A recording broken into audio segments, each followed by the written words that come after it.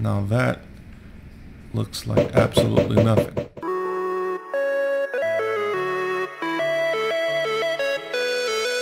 What is up, YouTube? My name is Enigma Red, and today I have a really cool activity map for you called BlockPaint, and it's all about the Snowball and the execute command. You get some really cool effects.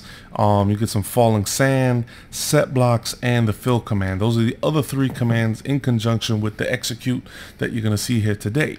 So one of the coolest things is, like, if you look behind me, you get a whole little cool landscape. Although it may not look like much, if you're a little better with the art, you can actually create something that looks like something. This is kind of like my little abstract sculpture here. It's just a little taste of how this actually can end up looking. This is with maybe, I don't know, 20 snowballs or 30 or something like that. It's not a lot of snowballs, and you can get some really cool stuff. So I'm gonna actually get right into it and put this on, let's see, which color should we pick? Let's go for green. And we're gonna add to what we've already put there, just so you could kind of see exactly how this works. So now this is a little platform that brought me closer up to the actual view of what's happening, and there you go. What's happening is the execute command is actually just looking for the snowball in air, and then once it sees it, sets block, a green wool in this case, 2 blocks below the snowball, and then there you go. You just get like this really cool effect. Okay, so we're gonna actually turn that one off for the time being. One thing I will say is that you don't want too many of these things running at one time. It will cause some lag, especially if you're on a server with a few people on there. Forget it, it's gonna cause a lot of lag. So you get the idea pretty much with the set block, and that's pretty much for all of them. All of these are just different colors you can choose. You can go crazy and paint, I don't know, whatever. Anything that comes into your mind. So right now I'm going to pick the falling sand. I'm going to show you exactly what this is capable of doing. So just take your snowball, you just toss it there, and almost the same effect as over there, except the blocks don't stay up, they fall. This is actually summoning falling sand in the ID of blue wool. Let's make a mess of this. Let's get another color. This orange is looking really cool. And yeah, that's looking really good. So it's making a complete mess. That's what this whole level is about. Here is where it gets interesting. I'm gonna combine, this is the falling, this is the set block, and we're gonna put, this is also falling sand, but this is falling sand instead of a wool block. This is actually carpet. So the carpet is gonna fall above, the set block is gonna set below. And you're gonna see when you combine two different things, you get a really cool effect. So there you go. You get the yellow wool underneath, and then just below it sets the orange carpet, and it just looks awesome. It looks a lot better than even just with the set blocks that we got over here. Okay, so again, we got another color here going, and as you can see, I've already made kind of a little mess. But there's a whole bunch of combinations you can put together to make some really cool effects. And this is just one of them. Any block can be put as falling sand ID, and basically the set block itself, obviously any block you can use with that. So it gets really interesting as far as that's concerned. And let's see what else we got here. We got some other combinations we're going to use.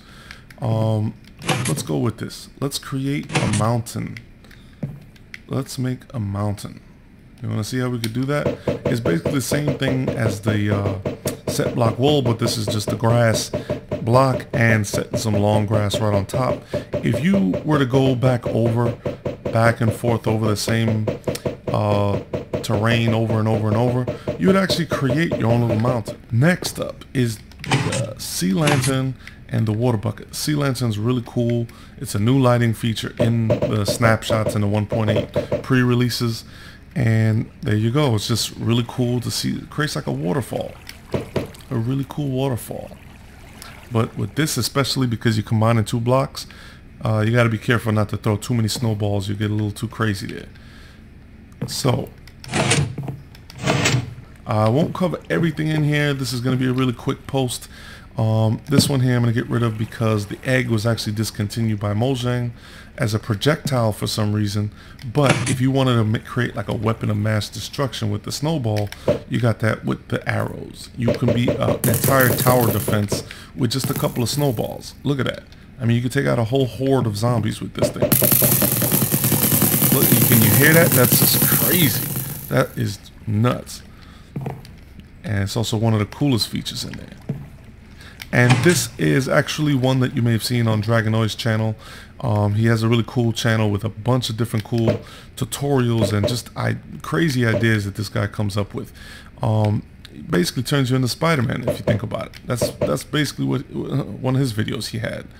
And yeah, so that's the spider web there, or the cobweb. Now this one here may seem redundant, but I just thought it was awesome. A snowball that basically creates a snowstorm. It just sets a bunch of snow blocks, and yeah, look at it, you got a whole snowstorm from one snowball.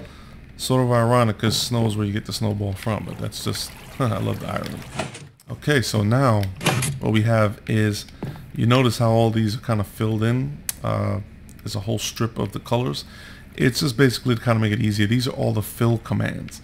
These are the carpet with the carpet laying, and you know, this falling sand and the set block over there. So this one is one of the coolest features here, because instead of set block or falling sand, this used the fill command, and I got stuck in there. But once I get out of this mess, you'll see it creates a whole pathway for you to just, I mean, you could, this is like a parkour map right here. You know, you could create a whole pathway with this thing. Find your own way out. That is one of the tricks of this, is you can't get stuck in there. But if you look, it's an entire road that this thing creates, a sidewalk. One of my favorites because it's sort of an idea that can put Macy's out of business forever as far as the fireworks go. Look at that. One snowball, that's all. It's still going, it's still going. Oh, that's awesome. I love it. Let's do it again. Let's do it one more time. Yeah, that's awesome. And now we will open up the floor for the destructive power that these actual snowballs can cause. So if you want to do a little demo, sort of cleaning up, you made a little mistake, you said, oh, I want to clean that up. There you go. Cleaned. Officially cleaned. You don't like that pathway? Get rid of it. You don't like those texts? Get rid of it. You don't like an eye? Get rid of it. You don't like the T? Get rid of it. You don't like anything? Get rid of it all. That's a horrible drawing of a paintbrush. Get rid of it. Flip that switch. And now we're going to go for hay bale and fire. This is going to be awesome because it's just another way of being destructive. Because if any of this catches onto that wool, it will burn forever. Well, as long as the wool's there, then it's gone forever. Okay, so all of this destruction is great and all this mess is awesome. But how does it work? It's actually not that bad. It's only basically 4 separate commands, 3 of which are nested in the execute command. So, but before we get into that, I'll show you how this actually works from the beginning phase. So you hit the lever. Now when you do that, it's hard to see here, but you can see the redstone is kind of glowing there. Now that's actually the redstone being set over and over and over and over because it's summoned as falling sand. Let me get rid of that. This is summoning falling sand, and 0.5, so a half of a block above the actual command block, it's set in the block itself that it's set to is redstone. So when it drops, it becomes a redstone, activates, and then continuously activates itself over and over and over in a cycle. That's what creates this whole clock.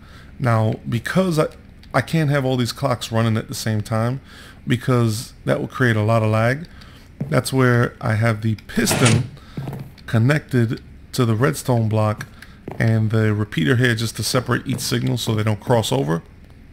And what's going on basically is, this gets set in here, then it starts the clock, and when it gets pulled out, the clock stops.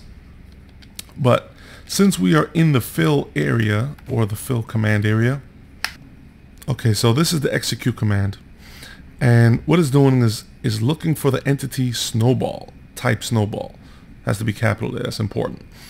Now, these are the coordinates for which the Snowball will execute the command. So this will just execute this command in the location of where the Snowball actually is. And then it'll detect this Minecraft air here in the same location of the actual entity itself. So if you were to set this to a block above, or let's say a block below, if this was a player type here, you could say look for a player that actually has, that is standing on top of, say, grass, and it could say something like the player is now standing on grass, giving you other feedback, so you can issue maybe another command for something else. Then once it detects the Snowball in the air, then this is just a data type, so if it's like wool, then the different colors will be placed here. The fill command, this is X1, Y1, Z1, X2, Y2, Z2.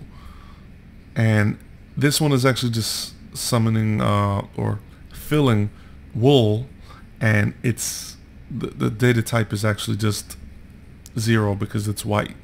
And replace is actually the mode. It's sort of like what you want it to do if it comes in contact with another block. Okay, you hear that sizzling? You hear that sizzling over there? That's that barbecue. So right now we are on the carpet, so this is going to be falling sand. Again, all of this with the redstone block and everything is the same as it is over there. All of these are actually, so I'm just going to take this one as an example. Once the execute command detects the Snowball, it then summons falling sand 3 blocks above. That's actually the block carpet. This is the data tag here. The data type is 5 because that's the specific color of the actual wool that it's setting. The time that it exists is ticks per second in which it'll exist before it hits the ground and then becomes that ID, that block ID. Otherwise, if you have it set to a really small number, like say 10, if it doesn't actually hit the ground before 10, it'll just disappear, and that's that. So that's actually really important. Okay, so that is the summon command. That's basically summoning falling sand, and man, that fire did a number on this. It's a good thing command blocks can't be destroyed like that. So this is the set block command. Again, everything is the same as far as the execute is concerned. The difference is on the back end with the set block. This is a set block command. It's actually setting a block 3 on the y-axis below the Snowball. This way you don't destroy the path of the Snowball. It can continue going. This is wool with the ID of 13, which corresponds with the color itself. And that's actually all there is to it. That's all the commands. Okay, so there's nothing else left to this world. I pretty much destroyed most of it. Whatever else is here is not going to work that well anyway. It's pretty much done. Just want to thank y'all for watching. There will be a download link below. Please subscribe if you like, comment if you want, and I will see y'all later.